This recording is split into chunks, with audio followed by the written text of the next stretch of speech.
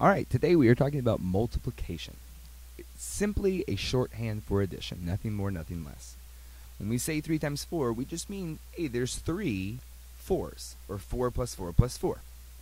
And this is really important from the beginning to explain that the number 3 is not a separate term, but instead an instruction for how many times to add 4 to itself. And therefore, 3 is called the coefficient. It's the term we use in math to describe that number. It is the coefficient.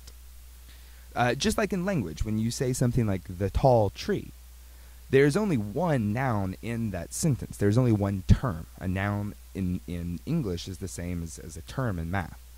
And when we say the tall tree, tall is not a separate thing. It's just simply describing the tree, just like 3 is describing how many 4s there are. 4 is the only term here. 4 plus 4 plus 4. So far in our number line, we've just been counting by ones. Had we said like 2 plus 3, we'd mean 2 1s and 3 1s, which would get us to a total of 5 1s. When we multiply, we're counting by the term. If we say 2 times 3, we mean 2 3s. So, well, there's 1 3 and there's another 3. So the answer would be 6. Or 3 times 3, 1 3, 2 3s, 3 3s. That gets us to 9. In general, we call these multiples. For example, the first multiple of 3 is 1 times 3. That's 3. If I said, what's the second multiple? I mean, if we're counting by 3s, what's the second number that you would get to? Well, that's the first. The next would be 6, and then 9, and you could keep going, 12, 15, 18, and so on and so on. With that said, in general, if you have A times B, the product, or the answer, is going to be the A multiple of B. 3 times 5 equals 15. Well, that means 15 is the third multiple of 5. 5, 10, 15. It's the third multiple.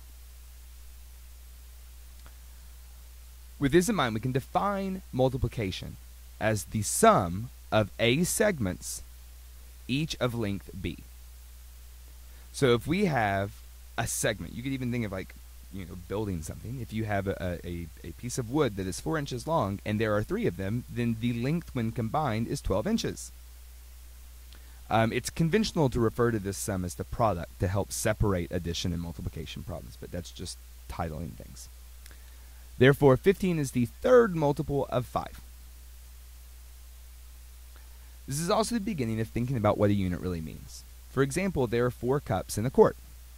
Well, if I had a bucket of water and it has 3 quarts, how much water is in the bucket? There's no single answer. It depends on what you call the unit. If we think of 1 as being a quart, then there are 3 quarts. However, if we're thinking in terms of cups, we know that there's 4 cups in a quart, so that's 4 plus 4 plus 4, or 12 cups. So this is something we would do in class to write these out as addition. So the example 4 times 5 is just 5 added to itself 4 times. I would go through and just do each of these to kind of get comfortable with that process. Now, with that said, we have 2 different properties that are really important here. We have the associative property and the commutative property, but of multiplication. And if you remember from our addition video, there's the associative and commutative properties of addition. Here we have multiplication. If we have B and C grouped, or A and B grouped, you're going to get the same answer. And when you're multiplying, it doesn't matter the order that you multiply. 3 times 5 is the same thing as 5 times 3. And we're going to look at some examples. If you have 2 segments that are each a length of 3, or 3 segments that are each a length of 2, you get to the same problem. And I would have students work out these problems as well, just to make that connection.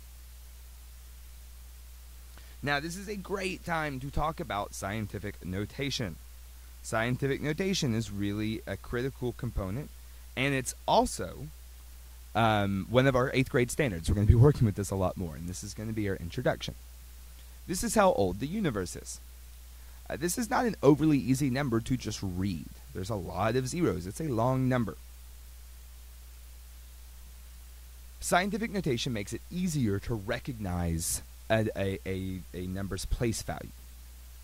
In order to understand scientific notation, we need to talk about exponents first. And we will talk about exponents more in the future, but right now we're just going to kind of do a quick introduction so we can use scientific notation. When we have something squared, which is this little 2 up in the right-hand corner, we really mean that number multiplied by itself that many times. So 10 squared is 10 times 10, and 10 to the third power is 10 times 10 times 10, and 10 to the fourth power is 10 times 10 times 10 times 10. And in general, whatever that exponent may be, we're going to multiply the base, or the number that it's in the right-hand corner of, by itself n times. Well, what is 10 times 10? Well, it's 100. And 10 to the third, or 10 times 10 times 10, is 1,000. And you could keep going up. And we notice a pattern. How many zeros are there right here? Well, there's 2 zeros.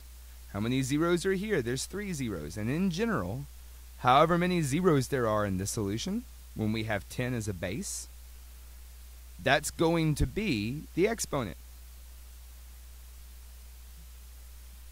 Now, we can also see 10 squared equals 10 times 10. Well, what does 10 times 10 mean? When we multiply, we're saying this number added to itself this many times. Well, 10 plus 10 plus 10, and so on does in fact equal 100. When we say 10 to the third, we have 10 times 10 times 10, but we just proved that 10 times 10 is 100. So we could also just say 10 times 100, or 100 plus itself 10 times. 10 to the fourth, the same property. We see that 10 times 10 times 10 is in fact 1,000. So that's the same thing as just 10 times 1,000, or 1,000 added to itself 10 times. And this is how our place value works. We can now simplify big numbers. This is where scientific notation really comes into play. Since 10 squared is 100, we could write 600 as 6 hundredths, right? 600 just means 6 hundredths. So 6 times 10 squared is the same thing as 600. We can show this as 6 times 10 squared means 10 squared, or 106 times. We can add 100 to itself 6 times, and that does in fact equal 600. The definition of scientific notation: you have some number, we're going to call it a, times 10 to some other power, the exponent. That's going to be the same thing as a with b zeros. And we're going to look at some problems that illustrate that. 50,000 is 5 10,000s. So 5 times 10 to the fourth. And there are in fact 4 zeros. 5 times 10 to the fourth, well, yeah, that's 4 zeros. Fabulous. You can do these problems as well. This would be 8. How many zeros? 1, 2, 3, 4. So 8 times 10 to the fourth. 2 times 10 to the first. You can do the other two. Now, this is where we really start to put it all together. 482 in expanded form. What is that? Well, that's 400 plus 80 plus 2. Well, we can now write this out as 4 times 10 squared plus 8 times 10 to the first, 1 0, right? Times 2 times 10 to the 0. And it's 10 to the 0 because there are no zeros. 10 to the 0 just equals 1. Let's look at a larger number. We write this out in expanded form. And I'm going to do it on the next slide. We've got 300,000 plus 90,000 plus 6,000 plus 10 plus 9. There are no hundreds, so there's no need to write it. Now in scientific notation, well, this is 5 zeros. So 3 times 10 to the fifth plus 9 times 10 to the fourth plus 6 times 10 to the third. I'm going to go ahead just for consistency and show 0 times 10 squared, right? It's 100 zeros, which is still just 0. 1 times 10 to the first, and 9 times 10 to the 0. And this is something we would do in class.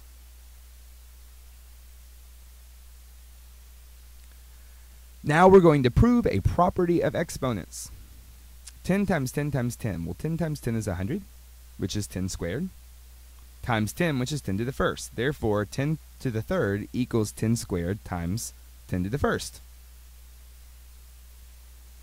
10 to the fourth is just 10 times itself 4 times. Well, we just showed that 10 to the third is 3 tens, and 10 to the first, so we could say 10 to the fourth is 10 to the third times 10 to the first.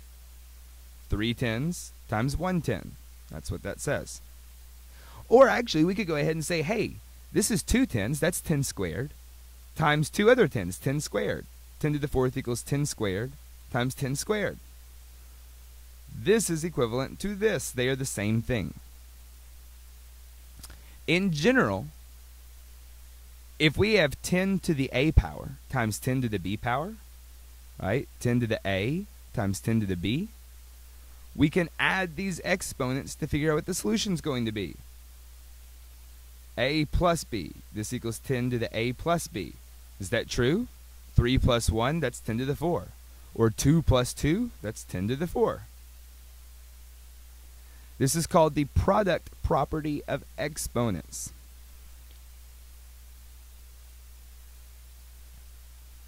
So we are going to simplify the following problems. Well, 10 to the 4th times 10 to the 3rd, that's just 10 to the 7th, isn't it?